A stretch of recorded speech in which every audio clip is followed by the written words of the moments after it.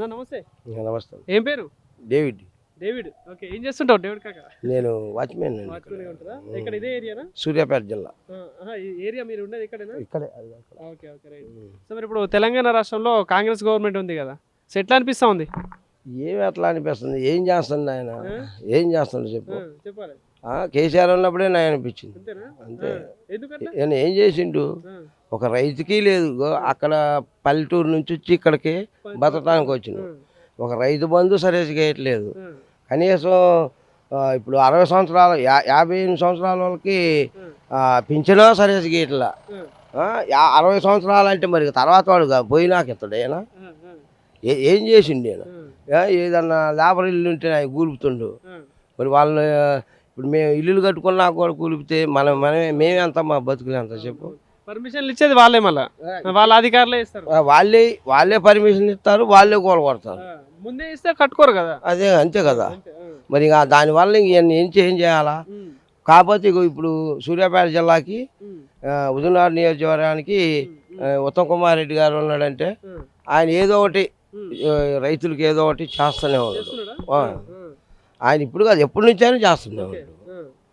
ఇప్పుడు తెలంగాణ రాకముందు కూడా ఆయనే చేసిండు. రాజశేఖర రెడ్డి ఉన్నప్పుడు కూడా చేసిండు. మీ దగ్గర ఆయన ఒకే రాజశేఖర రెడ్డి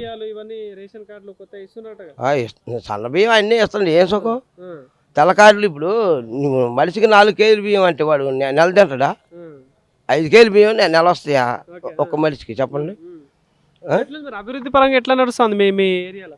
మా ఏరియాలో చేసేది ఏముంది? రైతులు ఎంత బాధపడుతున్నారు. ఏ కాడికి సిటీ డెవలప్ చేద్దాం అంటుంది కానీ పల్లెటూరుని డెవలప్ చేద్దాము. పల్లెటూరులోనే పథకాలు బాగానే ఇస్తున్నారట. ఇప్పుడు ఈ రైతు బంధు రుణమాఫీ చేసిండట, ఇంకేమంటారు ఫ్రీ బస్ అట.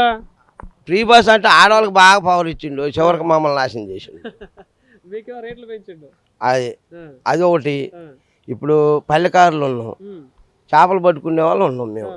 వాళ్ళకి కనీసం లోన్లు కానీ ఏదైనా అంతకుముందు లోన్లు అవి వచ్చేది. ఇప్పుడు ఆ లోన్లు కూడా లేవు, ఒక చేపలు కూడా వేయట్లా. ఇంకేం చేస్తాం? వచ్చి ఈ మధ్యలో హైదరాబాద్లో బతుకుతున్నాం. ఏంది మరి ఇప్పుడు మళ్ళీ ఓట్లు వస్తే ఏంది, ఎవరికి ఓటేస్తారు, ఏంది ఎట్లుంటుంది సరే, ఇట్లా ఎవరికి గెలిచే అవకాశాలు కనిపిస్తున్నాయి?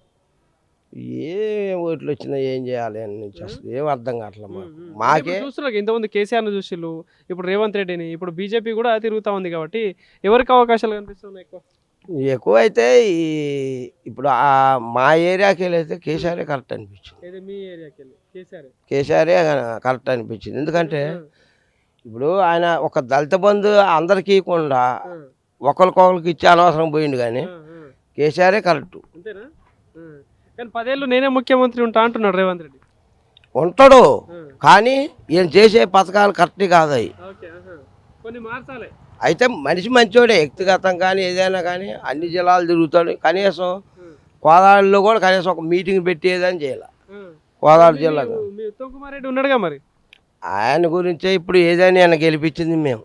వాస్తవంగా అది కన్ఫామ్ చెప్తున్నా కదా. ఉత్తమ్ కుమార్ రెడ్డి గారు ఉండబట్టి ఆయన గెలిచిండు, లేకపోతే ఆయన గెలవడు. అది కన్ఫామ్. అంతే. అది ఎలక్షన్లు ఏముంది, మా నియోజకవర్గానికి మాత్రం మేము గెలిపించుకుంటాం ఆయన. అది తెలియదు. సీఎం ఎవరైతే బాగుంటుంది మరి? ఇప్పుడు చేసే పథకాలు అన్నీ బాగానే ఉన్నాయి. ఫ్రీ బస్సు, రైతు బంధు ఇవన్నీ కూడా బాగానే ఉంది. రైతు బంధు కూడా అన్నీ బాగానే చేస్తుంది. కానీ ప్రజల కోసం చూడాలి. కానీ ఏ కాడికి ఉన్నోడికి పెట్టి మేము ఏముంది ఇప్పుడు మాకు ఇప్పుడు పొలాలకి పోతే కనీసం వర్షాలు లేక, వర్షాలు ఎరువులు లేవు, ఏమి లేవు. ఇవాళ ఏముంది మా బతుకులు చూడు. 4 ఎకరాలు వేసా, 8 లక్షలు బాకీ అయ్యి ఇక్కడికి వచ్చాను నేను. ఏముంది ఆయన గురించి? కాకపోతే ఏంటంటే చేస్తుండవు రైతుని కాపాడు. నువ్వు రెడ్డివి మళ్ళీ పైగా.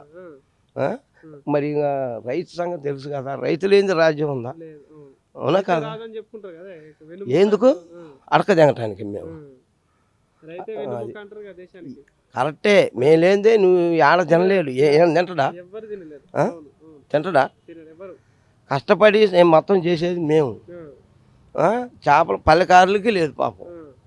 వాళ్ళు అందరం వచ్చేసాం దాదాపు ఇప్పుడు మా ఊరు నుంచి అవి అక్కడ ఇగో ఈడ అవి అది మొత్తం 12 మంది వచ్చినాం.